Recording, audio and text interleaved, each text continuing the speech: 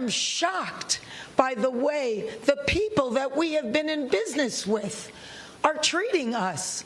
I cannot believe it, quite frankly. So I am sure that you've heard of the strikes going on in Hollywood right now if you have been on your phone or if you've turned on your TV in the last several weeks. Yes, the WGA and the SAG-AFTRA unions are striking right now, and yes, it is really bad, and no, I'm not just talking about the absolutely unhinged and out-of-touch decision to chop trees. This is the first strike from SAG-AFTRA since 1960, the first strike from the WGA since 2007, and the first joint strike between them since 1960 as well. And today I'll be talking about how that happened, what writers and actors are demanding, how the strikes have impacted Hollywood, why this is relevant to content creators, and why you should care.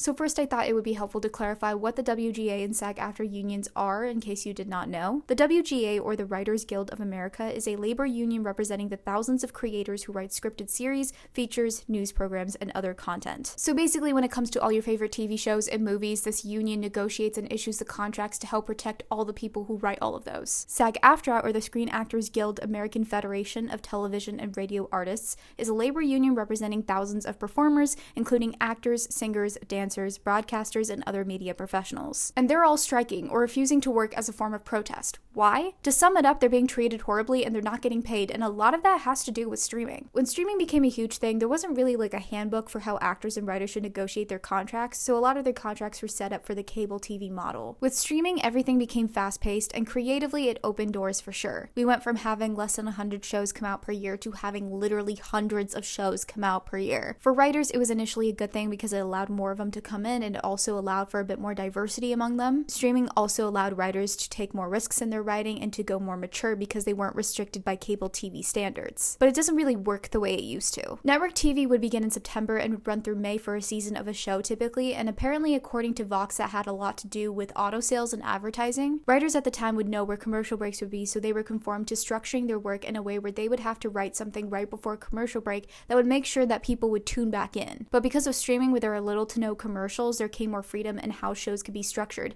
and in turn episode orders for shows evolved into 8 to 10 episodes and even 5 episode seasons rather than the 20 to 25 episodes per year that we used to get. And because of how many episodes in a season run has really decreased, writers and actors have gone from working 9 to 10 months out of the year to 4 to 5 months out of the year, which has really increased the pressure for them to find new work more frequently because that means not getting paid for over half the year. Also, actors and writers used to be able to rely on residuals after putting out their work. Residuals, which came about actually because of the '60s strike, are long-term payments negotiated by unions to those who worked on a film or TV show for reruns or other profits after its initial release. So like the Friends cast, for example, made an insane amount of money while it was airing because of how popular the show was, but also made a lot of money in residuals after the show ended because of reruns. Now with streaming, residuals are pretty much non-existent and negligible because streamers will buy the show to platform for a year, and then no matter how many people watch the show, no matter how many times, actors and writers will only get a check for a very small percentage of that deal,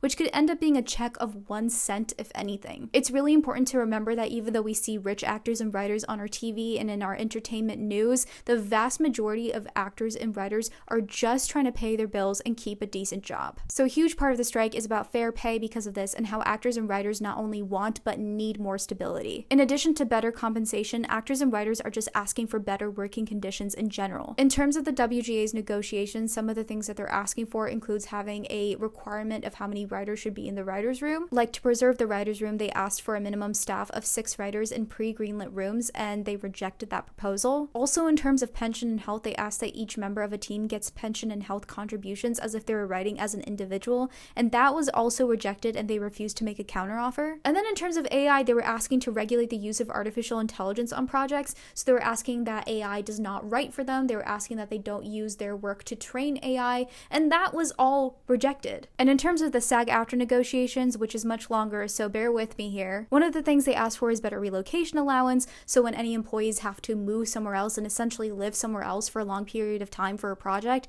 they have to get better reimbursement for that, and they offered inadequate fixed stipends that bear no relationship to the actual cost of spending months away from home to work on television shows. In terms of wardrobe, they asked the performers who must must wear restrictive corsets or other binding costumes should be entitled to additional compensation, and they rejected that, which is ridiculous because I remember for the movie The Favorite with Olivia Colman and Emma Stone said that literally from wearing all the corsets all the time, her organs shifted. Her organs shifted, and she was lucky enough that they shifted back into place after working on the movie, but you would think that for some people that would cause actual very serious health concerns. So yes, maybe they should be getting paid more if they have to do that. They also requested a discussion with relevant casting personnel regarding geographic discrimination in casting, and that was rejected. They also asked to increase liquidated damages due to the unacceptable trend of egregiously late payments, and they rejected that. And not only did they reject that, but they admitted that they pay late and that they're going to continue to pay late. I'm willing to bet that all the end-of-year bonuses for the CEOs were paid on time. Then in terms of AI, they asked for a comprehensive set of provisions to protect human-created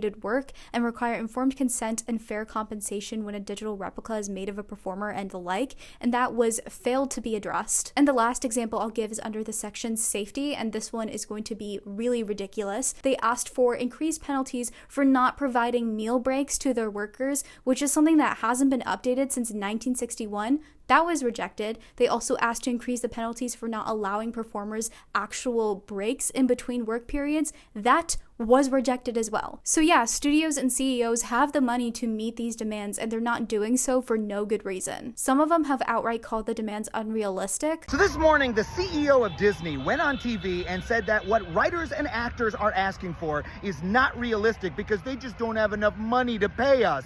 But he said this at a billionaire retreat where he was hanging out with Mark Zuckerberg and David Zaslav that they all flew to on their private jets. And you know what? I don't think that that's fucking realistic. Here's a dose of reality for you, Bob. Writers cannot afford to pay their mortgages.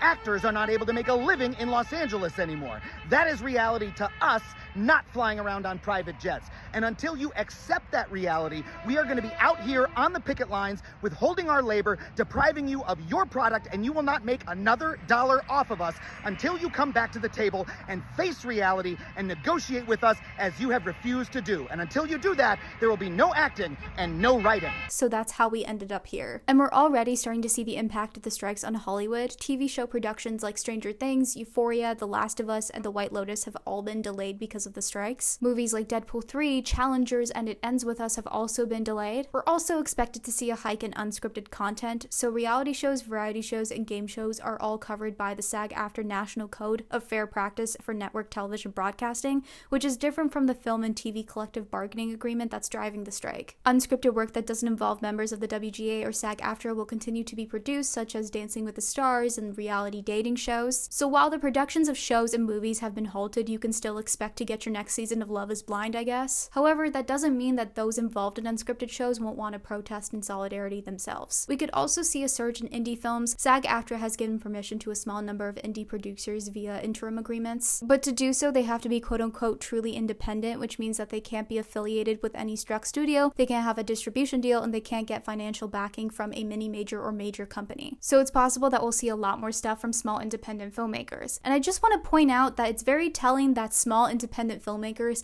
can meet all the demands of SAG-AFTRA, but these big companies and CEOs claim that they just don't have the money to do that. Some people have asked why the strike matters from the perspective of people who work in social media, so I want to take a little bit of time to talk about the SAG-AFTRA updates for influencers, cosplayers, etc. that they posted a few days ago, or I guess by the time this video is out, like last week. So SAG-AFTRA posted information and a list of frequently asked questions, and Variety also answered a list of questions on what influencers, cosplayers, journalists, etc. should and shouldn't do to support the strike. The TLDR as of right now is that critics and entertainment journalists aren't on strike, so they can continue to do their work. And if you want to cosplay, if you're not part of either of the unions, you can do so. And if you are part of the unions, you can only do so as long as you're not promoting struck work. For influencers, it's a little different. Most influencers and content creators are non-union, so they're not technically subject to any strike rules. But some of them work under the SAG-AFTRA influencer agreement, or may want to work under this agreement or be part of the union one day, so so they have been asked not to promote any struck companies or struck work, regardless of whether they're being paid to do so. In fact, those who want to be part of the union one day or work under this agreement could be barred from doing so if they engage in scabbing or strike breaking. Even if you don't want to be part of the unions one day, promoting struck work and struck companies goes against the strike and is probably something you don't want to do if you want to stand in solidarity with the unions. Some people might be wondering why the WGA and SAG-AFTRA even care what content creators do, since most of them aren't actors or writers. Content creators have become a huge part of studios' marketing strategies, which is why you see so many big creators go to premieres and award shows and such. Also, studios rely on them to produce content that could gain their movies and TV shows more publicity. So it's important for creators to realize that they can and should help by not taking any work from studios and supporting the people that make the shows and movies that they know and love. I have also been asked why the strike is personally relevant to me. The whole strike is really about the safety and equity of thousands of people, so of course I care about that in general, and I'll give my more personal reasons, but I also want to stress that you do not need to have a personal stake in order to support the strike. All you need is empathy and an understanding of what's going on. In school, I was part of theater and film, and it was also part of what I studied, so I know writers and actors, a few of whom are in SAG-AFTRA, and so I want to support those people who are directly affected, and I also just want to support that community. And even though I'm not in the union, I would love to work in this industry someday and would want to be part of SAG-AFTRA, so I want to help make the industry I want to work in more safe and equitable. I won't be making videos on new projects that are being made and released, and I know a handful of creators are doing that as well. Again, I'm giving my personal reasons because I've been asked about it, but this strike is way more important than me or anything that has to do with me. And I genuinely think that if influencers and creators did not promote struck companies or struck work, that would greatly support actors and writers and show studio execs that more people care than they think and they need to get it together. And again, you don't need to have a personal stake to support the strike. Is simply just the right thing to do. And if you're mad or confused or upset that we won't get Stranger Things for another 3 more years, be mad at the studios and the CEOs that are hoarding all the wealth. But also, these issues are very real and reflective of what's wrong with a lot of job industries in general and why labor movements are so important. The strikes going on right now really showcases corporate greed that doesn't just exist in Hollywood. Organized labor as a means of bringing back the power of working people has always been a player in making our society better, and I hope that makes the strikes more meaningful to you. I really do hope that the studios can meet the demands of the actors and writers soon, but it looks like the strike is going to be happening for a while. Things are changing by the day, everything's kind of a mess, but the strike is super important. I'm going to leave some links below if you want to or are able to help support actors, writers, and crew members who are currently out of work. Thank you so much for watching this video. If you like this video or you learned something from it, be sure to give it a thumbs up, comment what your thoughts are on the strike, and subscribe to this channel if you haven't already.